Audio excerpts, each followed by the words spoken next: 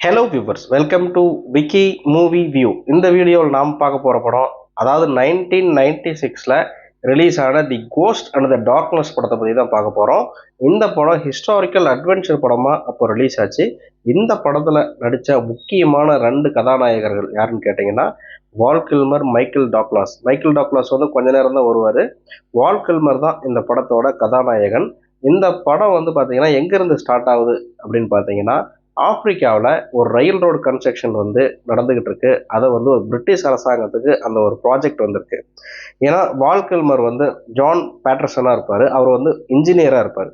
அந்த இன்ஜினியரை வந்து கூப்பிட்டு, நீ வந்து ஆப்பிரிக்காவில் இருக்கக்கூடிய கென்யாவில் இருக்கக்கூடிய திசாவோ அப்படிங்கிற ஒரு இடத்துல நம்ம ரயில் பிரிட்ஜ் வந்து ரயில் ரோடு வந்து கட்டணும். நீ அங்கே போய் இருந்து நீ வந்து அந்த வேலையை வந்து பார்த்துக்கோ அப்படின்ட்டு ஒரு பொறுப்பை ஹீரோ கிட்ட ஒப்படைக்கிறாங்க. அந்த ஹீரோ வந்து ஆப்பிரிக்காவுக்கு திசாவோ அப்படிங்கிற ஒரு இடத்துக்கு போய் பார்க்குறாரு. அங்கே வந்து ரயில் ரோடு கன்ஸ்ட்ரக்ஷன் நடந்துகிட்டு இருக்கு.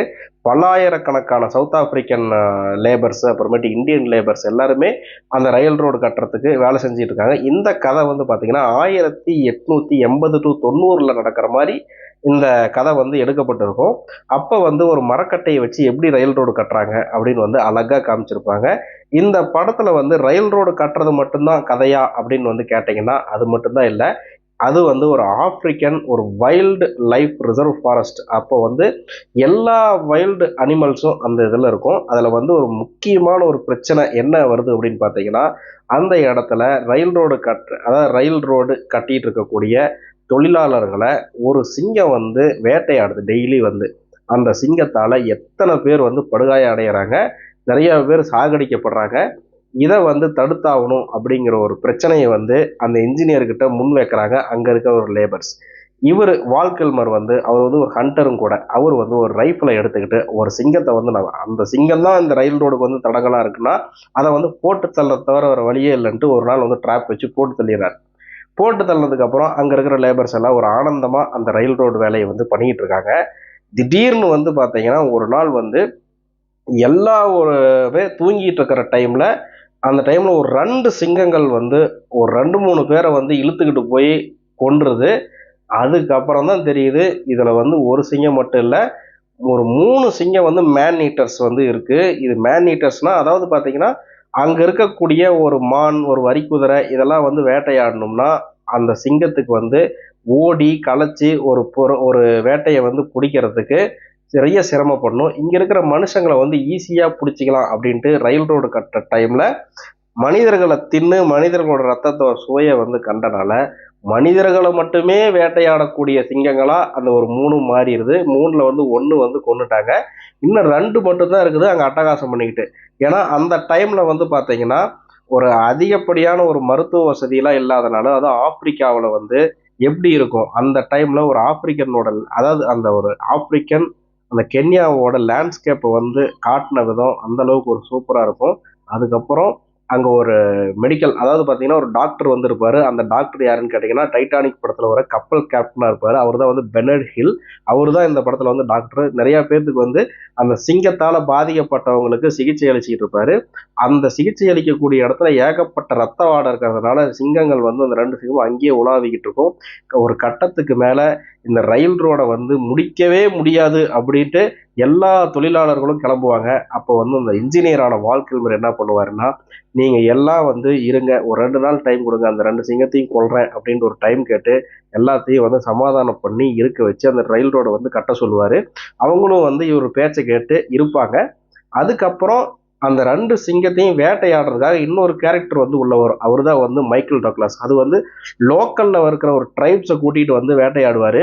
அந்த சிங்கங்களை வந்து போர்ட்ரேயல் பண்ணப்பட்ட விதம், அதாவது பார்த்தீங்கன்னா ஒரு சிங்கம்னா இப்படியும் இருக்கும் அப்படின்னு வந்து இந்த படத்தில் வந்து ஒரு காமிச்ச ஒரு படம்னா அது இந்த படம் தான். அதாவது ஒரு குகைக்கு வந்து போவாங்க. அந்த குகையில் வந்து ஒரு 500 மனித எலும்புக்கூடு இருக்கும். அது எல்லாமே சிங்கங்கள் வந்து கடித்து கொன்ன ஒரு சடலங்கள் தான். அந்த சடலத்தை பார்த்தோன்னே நமக்கே ஒரு பரபரப்பு ஸ்டார்ட் ஆகும். என்னோட சிங்கம் கூட இப்படியெல்லாம் கூட இந்த இது வந்து கொல்லுமா அப்படின்னு வந்து ஒரு த்ரில்லிங் வந்து அங்கேருந்து அப்படியே மெதுவாக ஹைப்பில் வந்து ஏறும். ஒரு கட்டத்துக்கு மேலே எத்தனை ட்ராப் வச்சாலும் அந்த 2 சிங்கங்களை வந்து அழிக்கவே முடியாது அப்படிங்கிற ஒரு கட்டத்தில் வந்து கடைசி கிளைமேக்ஸில் வந்து அந்த இன்ஜினியரான ஜான் பேட்டர்சன் என்ன பண்ணுவாருன்னா, இந்த காட்டையே கொளுத்தினாதான் அந்த சிங்கத்தை வந்து 2 சிங்கத்தையும் கண்டுபிடிச்சி கொல்ல முடியுங்கிற ஒரு முடிவுக்கு வராரு. ஏன்னா ஆப்பிரிக்கா காட்டில் வந்து பார்த்தீங்கன்னா ஒரு இடுப்பு உயரம் வந்து ஒரு காஞ்ச புற்கள், அந்த காஞ்ச புற்கள் வந்து எல்லா இடத்துலையும் பரவி இருக்கும். அந்த புல்லுல வந்து ஒரு அதாவது அதை வந்து ஒரு மரப்பா யூஸ் பண்ணிக்கிட்டு அந்த 2 சிங்கமும் வந்து வேட்டையாடிட்டு இருக்கும்.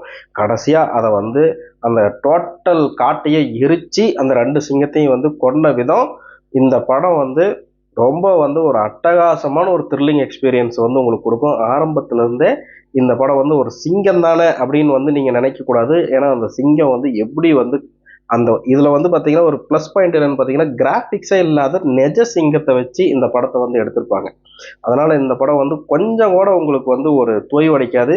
அதுக்கப்புறம் பயங்கர ஒரு த்ரில்லிங் எக்ஸ்பீரியன்ஸை வந்து கொடுக்கக்கூடிய ஒரு படம் தான் இது. இந்த படத்தோட டைரக்டர் வந்து பார்த்தீங்கன்னா ஸ்டீஃபன் ஹாப்கின்ஸ். இவர் வந்து ஒரு சூப்பரான ஒரு டைரக்டர். அந்த படத்தை வந்து அந்த ஒரு ஆப்பிரிக்காவில் இருக்கக்கூடிய அந்த வைல்ட் அனிமல்ஸை காட்டின விதம், அந்த லேண்ட்ஸ்கேப்பை காட்டின விதம்ட்டு இந்த படத்தில் வந்து பல விஷயங்களை வந்து நீங்கள் வந்து எதிர்பார்க்கலாம். அதுவும் இல்லாமல் மைக்கேல் டக்ளாஸோட ஒரு சார்மிங்கான ஒரு நடிப்பு இந்த படத்துக்கு வந்து ரொம்பவுமே சூப்பராக இருக்கும்.